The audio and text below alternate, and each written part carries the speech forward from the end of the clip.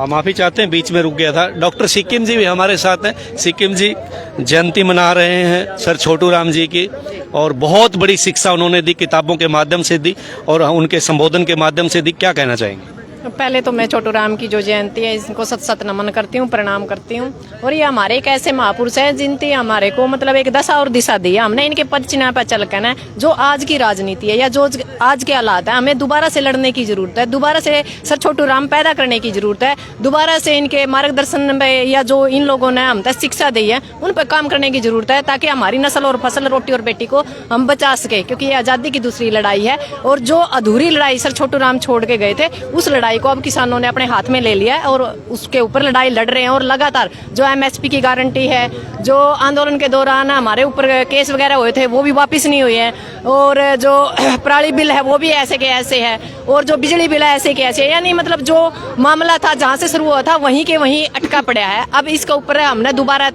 एक दशा और दिशा के साथ दोबारा लड़ाई लड़नी पड़ेगी और इसको हम जीत पाए। इसके लिए हम सर छोटू राम की जयंती मना रहे हैं, ताकि इनके मार्गदर्शन और इनके मार्गदर्शन पर जो रास्ता हमें दिखाया गया उनको फॉलो करते हुए हम अपनी मंजिल तक पहुंच पाए। और जो ये मजदूर है, किसान है, महिला है, शोषित है, इनको ये जो तानाशाह इनसे बचा पाए। जी, एक बड़ी बात यहाँ पर स्टेज के माध्यम से आई थी, मैं बात करूँगा इनसे भी, तो कि हम दोबारा से राजधानी में किसान कुंज कर रहे हैं। 26 तारीख को चंडीगढ़ यहाँ से जो कमेटी के साथी हो जाएंगे, तो क्या रणनीति है, ये क्यों दोबारा से जाने की जरूरत पड़ रही है? देखो, किसानों ने इस आंदोलन को, जो हमारा जो संयुक्त किसान मोर्चा था, स्थगित किया था, खत्म नहीं किया था कुछ मांगों पर, लेकिन वो सरकार ने हमारी मांगे नहीं मानी है। उन्हीं को लेकर अब चंडीगढ़ का प्रोग्राम बनाया, कल का परसों का प्रोग्राम है 26 तारीख का।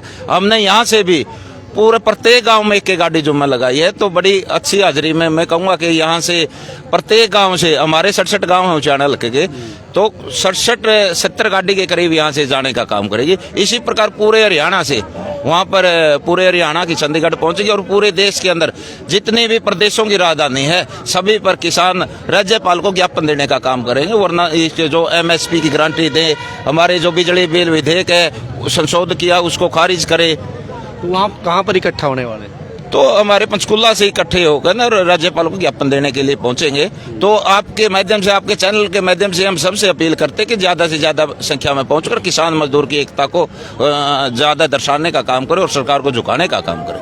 अभी एक बात हो रही थी कि दोबारा से जनवरी फरवरी में हो सकता है दिल्ली की तरफ कुछ करना पड़े, आंदोलन हो सकता है दोबारा शुरू। बिल्कुल, अगर सरकार ने हमारी मांगे नहीं मानी, जैसे हमारी एमएसपी गारंटी का सरकार कानून बना कर दे, जो स्वामीनाथन आयोग की 52 प्लस 50, तो उस पर कानून बनाए, तो इस प्रकार से बिजली विधेयक बिल है उसको रद्द करे, तो जो किसानों पर मुकदमे दर्ज करे थे उनको रद्द करे। ये हमारी मांगे, इनको अगर सरकार ने नहीं माना तो फिर से आंदोलन शुरू हो जाएगा। जी, महिला शक्ति भी है यहाँ। किसान आंदोलन से सबसे बड़ी बात यह है कि महिला शक्ति घर से बाहर निकली है और किसानों का जो साथ दिया है, कंधे से कंधा मिलाकर जो लड़ाई लड़ी है, उसका उदाहरण आपके सामने। नमस्कार जी। नमस्कार जी। घर छोड़कर किसानों के बीच में हैं आज, क्या कहेंगे? जी, हम ये कहना चाहेंगे जी, जिस तरह जो हमारे महापुरुष हैं सर छोटू राम जी, आज हमने इसी से नेताओं की जरूरत है। क्योंकि यूँ कहेगा लोक लाज से चलता है, लेकिन आज किसान मजदूर हर तबका रोड पे है, लेकिन ये सरकार का जूं तक नहीं रिंग रही है। वही देखो, लोक लाज से तो देखो लोकतंत्र की बनाई हुई सरकार, और आज लोकतंत्र रोड पे है। देखो जी, लोकतंत्र ने ही इनको सत्ता में लाने का काम किया था और ये लोकतंत्र को कुचलने जा रहे हैं। तो हम किस तरह इन नेताओं पर विश्वास कराएंगे? तो हमने आज इसी से महापुरुषों की जरूरत है, जो हमारे खातर है बोला देश को गुलाम होते हुए भी, जिसने आर्थिक गुलामी से हमारे को छुटकारा दिलाया। लेकिन देश जब गुलाम था तब भी उनने कुचले हुए लोग, पीड़ित लोग और हर वर्ग, किसान वर्ग, सबके लिए कार्य किए, और जो मालिकाना हक था किसान का वो दिलाया। और इतने बड़े मसीहा हुए जिनने हमारे जो चुगल था, जो हमारा जिस तरह साहूकारों के चुगलों से भी छुटवाया, और इनने इतने महान काम किए हैं। आज हमें इसी से नेताओं की जरूरत है। बोला किसान को एक बात समझा के गए थे, अगर किसान इन बातों को याद रखेंगे तो तकलीफ नहीं होगी। हम इन बातों को याद नहीं रखते, इसलिए तो किसान को तकलीफ होती है। क्योंकि किसान को वो संगठित होने की बात कह गए थे, लेकिन किसान संगठित नहीं है। बोला कितनी पढ़ ली मार तेरे पे, फिर भी ना खोली आँख किसान तने, और सर छोटू राम की बातों पे देना होगा ध्यान तने। बहुत बड़ी बात है महिला शक्ति की तरफ से कि हमें सर छोटू राम के जैसे नेताओं की जरूरत है जो सच्चे दिल से ईमानदारी के साथ हमारे समाज के लिए काम करना चाहते हैं, भाईचारे के लिए काम करना चाहते हैं और दबंगों से छुटकारा दिलाने का काम करते हैं। बहुत बड़ी बात बताई। शीला छात्र जी भी हमारे साथ। नमस्कार जी। नमस्कार जी। क्या कहना चाहेंगे एक महिला शक्ति होकर आप किसानों के बीच में पहुंचे? जी सबसे पहले तो छोटू राम की जयंती पर शत नमन।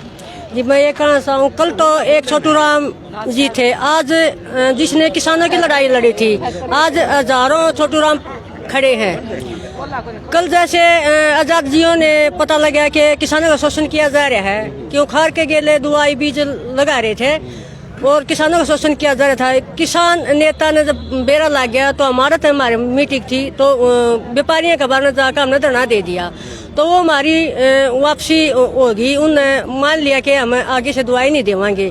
तो इसी तरह से जब ये किसान एकजुट होकर लड़ते रहेंगे तो हम छोटू राम आई लाइन पे चलेंगे। जो उन्होंने कहा था कि लड़ना सीख बोलो किसान और बोलना सीख।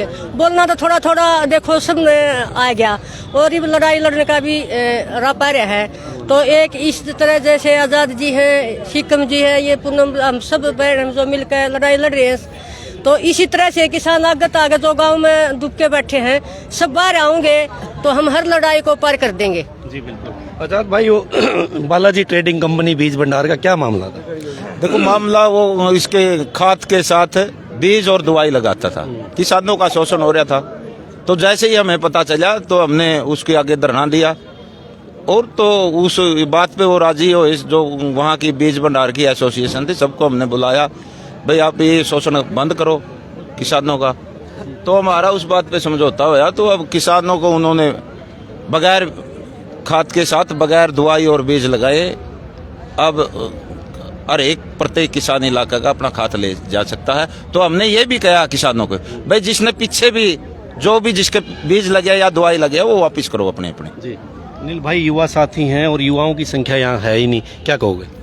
देखिए, युवाओं को अभी भी कुछ समझना पड़ेगा। आपकी बात से मैं सहमत हूँ कि युवा यहाँ पे नहीं आए हैं। आज भी हमारे देश का युवा कुछ भटका हुआ है, उसे समझ नहीं आ रहा है कि उसके साथ क्या हो रहा है। हमारे युवा आजकल क्या कर रहे हैं, विदेश जाने की तैयारी कर रहे हैं। जो उनकी पैतृक संपत्ति है, अपनी जमीनों को बेचकर वो विदेश में जा रहे हैं। अभी मैंने कल ही एक घटना सुनी है, वो अपनी जमीन बेच के भाई विदेश में गया था, डोंकी के दौरान उसको उसके एजेंटों ने मार दिया।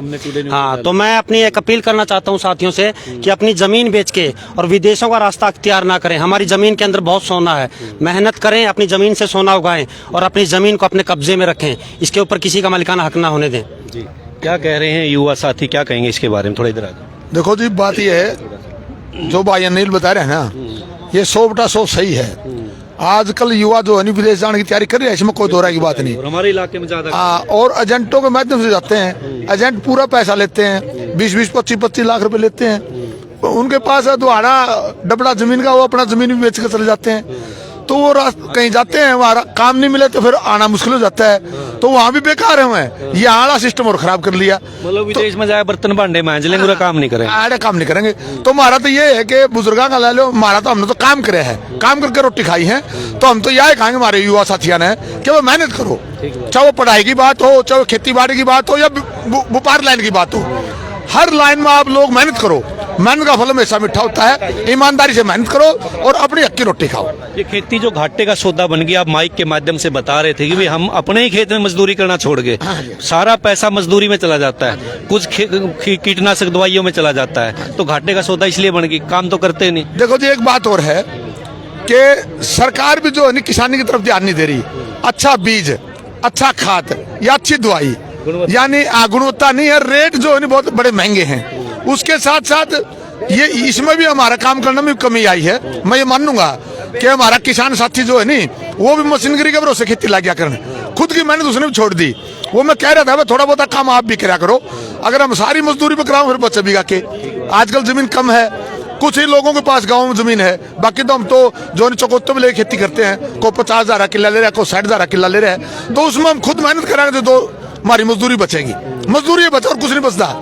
तो और फिर भी अगर सरकार थोड़ा भाव MSP दे दे टाइम पे बिक्री हो जाए, अच्छा खाद मिल जाए, अच्छा बीज मिल जाए, तो उसमें भी जो है नी दवाई सही मिल जाओ, सही रेट पे मिल जाओ, उसमें भी जमींदार बच सके है। तो सरकार की भी नीयत जो है नी सही नहीं है, वो भी व्यापारियों के साथ मतलब मिली भगती है उनकी भी। तो ये बात है जी हमारी। तो ऐसा है सर, हमारे साथ होता है जैसे पीछे डीएपी की जरूरत थी तो बैंकों में सरकार ने बिल्कुल डीएपी नहीं भेजा।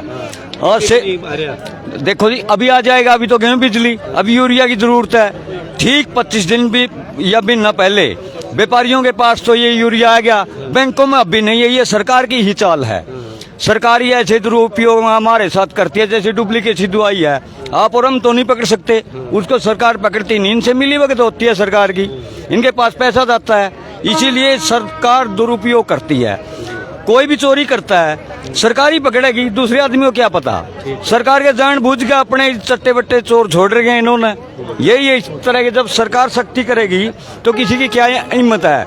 गांव के अंदर एक 10वीं पास दवाई बेचने बैठे, उसको क्या पता भी ऐसी होता है दवाई वाला डॉक्टर, तो ये पकड़ते नहीं किसी को। कम से कम राम राम जी, आपको भी राम राम। डुप्लीकेट है जी, 40% है। भाई जी मैं तो ये संदेशा देना चाहूँ, जो 26 तारीख है ना हमें चंडीगढ़ जाएंगे नहीं भाई, इसके लिए ज्यादा से ज्यादा किसान जाएं, अपनी मांगे पूरी हो जाए। एमएसपी पे गारंटी लेनी है भाई, केस है ये फ्री करवाने हैं, और जो पराली का है मुद्दा यो भी रद्द करवाना है, बिजली बिल भी रद्द करवाना है भाई। इसके लिए चंडीगढ़ पहुंचना सबसे ज्यादा सबके आगे प्रार्थना है जी। तो लगातार लाइव तस्वीरें टुडे न्यूज चैनल के माध्यम से ज्यादा से ज्यादा शेयर करें भाई। इस वीडियो को ज्यादा से ज्यादा शेयर करें भाई। सर छोटू राम जयंती यहाँ पर मनाई गई थी और संयुक्त किसान मजदूर जो मोर्चा है उसके माध्यम से यहाँ पर सर छोटू राम जयंती मनाई गई थी। लगातार लाइव तस्वीरें टुडे न्यूज चैनल के माध्यम से आपको दिखाने की कोशिश कर रहे थे।